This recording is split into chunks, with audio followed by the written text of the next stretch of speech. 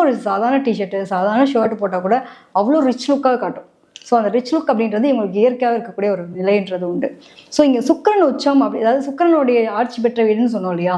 So இது என்ன ஆகும் அப்படின்னா, இந்த பெண்கள் விஷயத்த மட்டும் இவங்க வந்து கொஞ்சம் பார்த்துருக்கணும் அப்படின்ற ஒரு நிலை.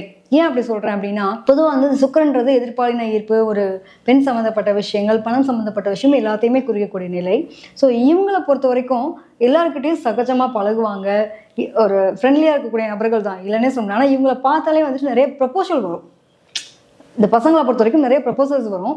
ஆனால் என்னென்னா இவங்க ரொம்ப எல்லாரையும் நம்பி ஏமாந்தும் போவாங்க. நிறைய ஒன்றுக்கு மேற்பட்ட காதலை போய் விளறவங்களும் இவங்க தான்.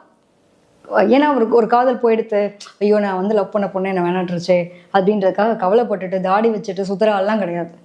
ஓகே, நான் காதலிக்கிறேன், ஆனால் காதலி வந்து வேணால் மாறி இருக்கலாம் அப்படின்ற மாதிரி யதார்த்தமாக கடந்து போகக்கூடிய நபர்கள் யாருன்னு பார்த்தீங்கன்னா ரிஷபராசி ஆண்கள் தான். ஸோ இவங்களை பொறுத்த வரைக்கும் எப்படின்னா,